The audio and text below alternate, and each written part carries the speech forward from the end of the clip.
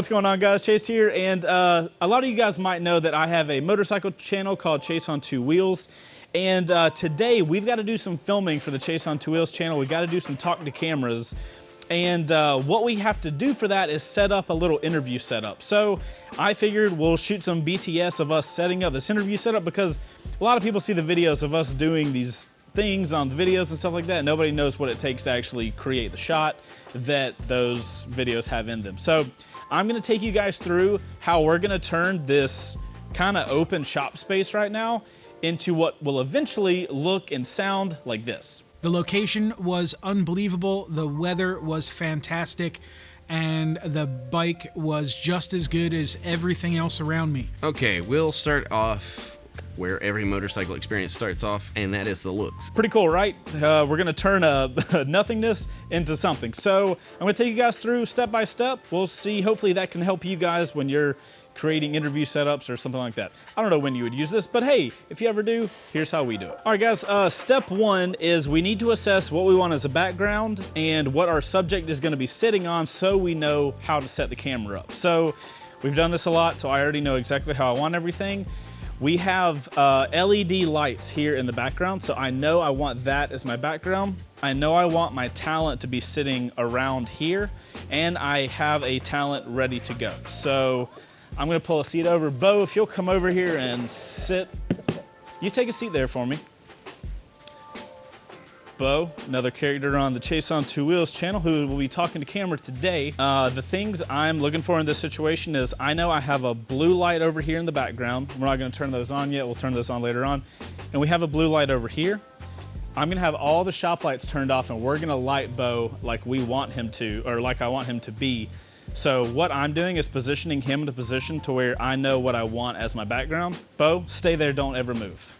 I mean, you can eventually move one day, but like, just not today. So for the camera today, we're just gonna be shooting on our C200. Now, we have our Cine Servo lens, 18 to 80. We're not gonna be shooting with that. We have the Sigma 18 to 80, or 18 to 35 that Luke's holding right now.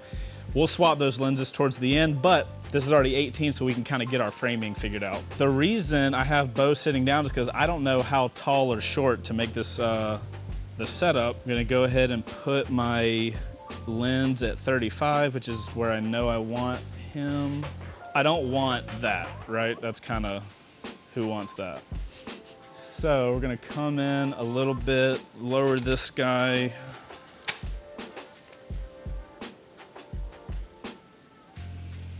Yeah, I like that. I'm pretty happy with that framing. I've got some space above his head, and that way we're kind of like eye line.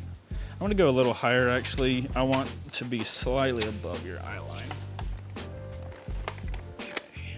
All right, I'm gonna lock my tripod down. That's my spot. Tripod's not gonna move the rest of the day. Camera's where I want it. Doesn't have the final lens on it. Bo's where I want him. As long as you don't move that chair, you can go do if you need to do something else. Next up is getting the audio set up. I'm just going to generally get the audio set up to where I know it's close, because we're gonna obviously have to get it final once we're towards the end. I'm not gonna do any complicated go into an audio recorder. The C200 has XLR inputs, so what we're gonna do is run a mic above Bo and bring that audio all the way directly into the camera, because the video that we're gonna be filming today has to be published tomorrow. So we've got a pretty quick timeline we have to turn around on.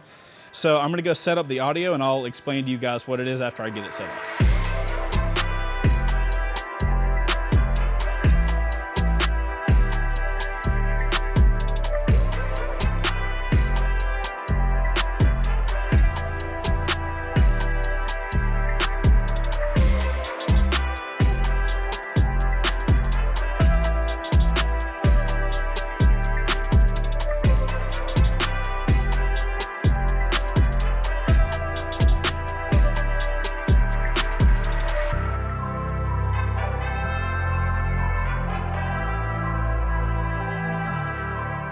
All right, guys, we got the general audio set up. We've got our MK416, phenomenal freaking microphone. We're gonna have it slightly above Bo's head, or the talent's head. It's not gonna be in this final position because I'm gonna wait till later on when Bo is sitting here, you know, we'll get it shooting at his chest and all that kind of stuff. We've got this boom arm that has an XLR cable inside of it, which makes it really easy because there's no extra cables. Boom arm comes over to here. We just plug an XLR in from here, run it all the way to the camera. We've just got that on top of a C-stand with a little like boom pole thing. Pretty simple audio setup. And what we'll do once we get everything else figured out is we'll change all of our audio settings inside the camera to make sure Bo's audio is correct and all that kind of stuff. So that is the audio setup. Now we have to fix the audio because I have a lapel mic on right now, but the audio in this shop is not great. And we've got some cool things I built to make the audio slightly better, and I'll show you guys those after I get them set up. Even with a really good microphone, if you're in a bad area, like we're in right now, audio can still get bad. So I built a couple things to help kind of isolate our audio so that it should drown out all the outside noise and we'll hear Bo and any other on-screen talent way better. So check these things out. So no, I am not a pirate. These are not part of my pirate ship, but these are sound blankets. Now, shout out to a DSLR video shooter. I'll have a link to his video where he built one of these, and they are phenomenal. All it is, so this is a sound blanket. It's the exact same thing as a moving blanket, but it's white on one side and dark on the other. I've got two of these big sail things, and what we're gonna do is create this kind of A-frame. The camera's gonna be here. We're gonna line the sides here with the big sound blankets, and ideally, that's going to isolate my talent's audio so we can get as best audio possible. They are also on these little rolling stands. That way we can just very easily roll these things around the shop. I'll explain why we have the white on one side, and we're gonna specifically put the white towards my talent, and we're gonna use that in the lighting setup whenever we get to it. What we're gonna do here, obviously, we don't wanna block the camera, and we also don't wanna get into our frame. So what I'm gonna be doing over here is seeing how close I can get without getting in my frame. So see, I can see the blanket here, so I'm gonna move it. I'm gonna pivot it just a little bit, and then once I get it in place, I'm gonna lock that down. That one's not gonna go anywhere, and now I'm gonna set the other one up.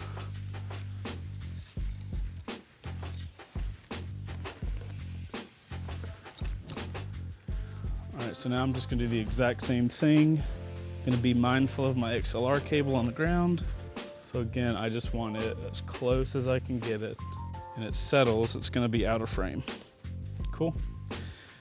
All right, so I don't know if you guys can hear me a difference now, but just sitting here, it sounds quieter. So these blankets are absorbing a lot of the noise that's going on, and that's gonna sound even better when you've got a nice directional mic. So, just as a safety, I'm gonna get these things locked down.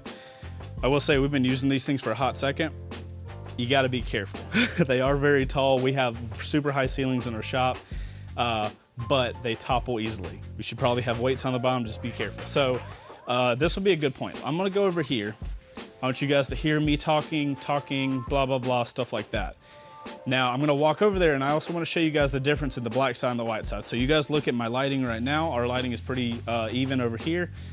If I stand next to this black part, I imagine the side of my face is a little darker than this side, right? So if I put white on both sides, I'm gonna have a very evenly lit face, and I'm not gonna have to diffuse my light very much. So let's go to the other side. You guys listen to me. So what's my lighting like now, and what do I sound like? To my ears, it's way more dead audio, which is a good thing, and I imagine my face is lit up. So now what we're gonna do is get this area lit. Now I'm gonna be using Aperture 120D, and I've got their little lantern modifier. I'm gonna put that lantern right above the camera, turn it on at full capacity. It's going to light up this area, and then that light is just gonna spill all over Bo. So what I'll do is I'll run the C200, we'll cut all of the shop lights, I'll bring the aperture light over here, and then we'll get it lit. We'll go from there. And you guys will see, we're gonna get close to the final setup at this point.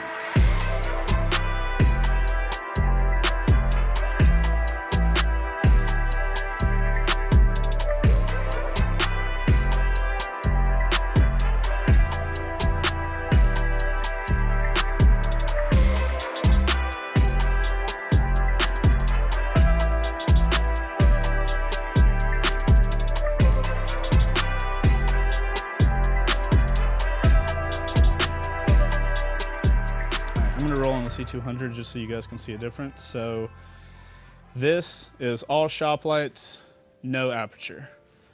All right, I'm gonna go ahead and turn the aperture on because it's not really gonna do much for the C200 shot. Doesn't really change a lot. Now we're gonna turn the shop lights off, and the only light in the shop is going to be our aperture. So, darkness in 3, 2, 1. Cool. So if you look at the C200 shot, looks terrible. Like it's dark, you can't see anything. But Bo, if you could do me a favor and go sit in the chair that you're gonna be sitting in.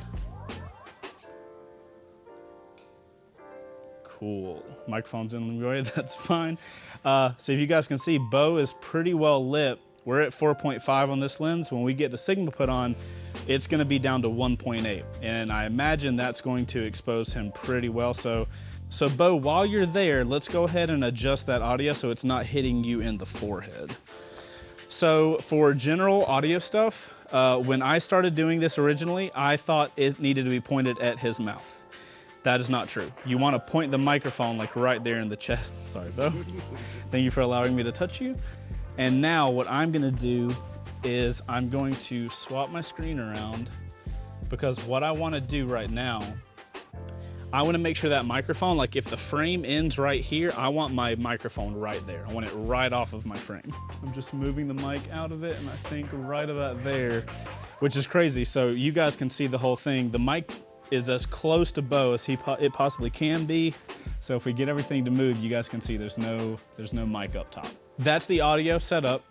That is the audio isolation setup. We've got the lighting.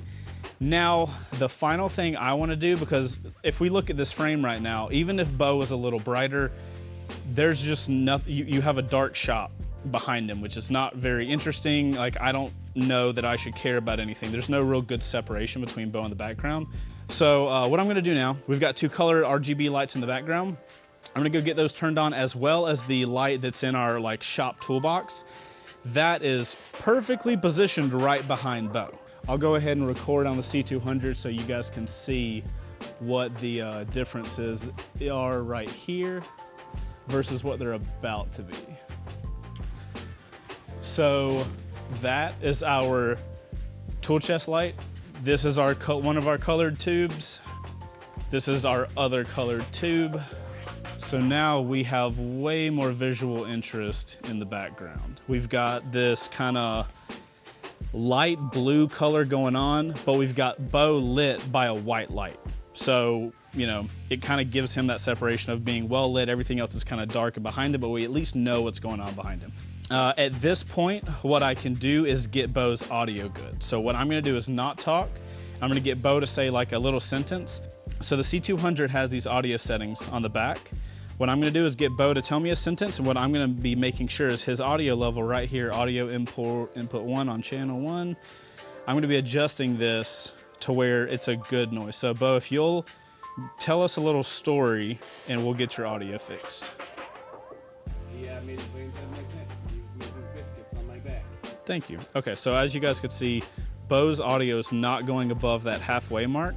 That's gonna give us plenty of latitude in case he gets really excited about something. His audio is probably gonna be a little higher, and then it should be pretty set in a good spot. We've done this before, it's worked out pretty well. So at this point, the only thing we have to do to change stuff up is get the actual lens put on. But something I'm noticing is I thought my framing would have this blue light over here, the one you can see behind Bo's left shoulder. It's not in frame, but what we have are little colored lights, because I have the blue light over here in frame, but I want something else blue over here just to like balance things out. So I'm gonna go grab those blue colored lights and see if we can just like stack them in the background somewhere and have that look, it should give us a little more cohesion. At that point, we'll pop the other lens on, we should be good to go. All right, guys, so for our little colored lights in the background, Aperture makes these cool little guys that we've been using for a hot second and I love. Full RGB, can also do regular white. They come with these little diffusers. I truly love these things. They are also magnetic, so you can literally attach them anywhere you want. I'm just going to kind of put them like right here. All I'm wanting is like visual interest. It's way in the background. Nobody's gonna see these things. other than the kind of light that they're emitting. So, all right, cool. Let's leave them like that. Let's just see what that looks like in the background. I love the little block back here. This is for a YouTube channel. We're not professional. We can do whatever the hell we want, and I think that looks hilarious. So I am totally leaving it like that. So final step is to get this lens on the behind the scenes camera onto our cinema camera, and then we'll show you guys what the final shot is gonna look like. All right, goodbye 4.4, hello 1.8.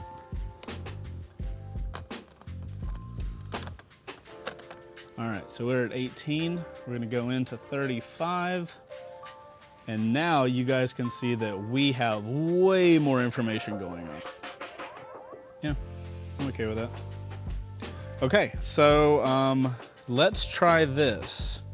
We'll roll on a C200. We'll get Bo to talk to us for a second, and we'll see what everything sounds like. After I had already come back, I was very upset because while I had a desert cat, Blockhead found a pig at the campsite. Okay, so what I'm gonna do right now is I've looked at Bo's levels and everything looks good. To cover all my bases, I do want to hear everything. So Bo, keep talking to me. I'm very excited, but also nervous to do this video. All right, so what I'm doing is his audio sounds good. I'm very happy with that. I did slightly move the camera because what I want is Bo directly in the center. I think we're totally good. So let's do a couple montage shots of see just what this area looks like right now, fully done and ready to start doing talk to cameras. That's our setup. So let's show the setup real quick.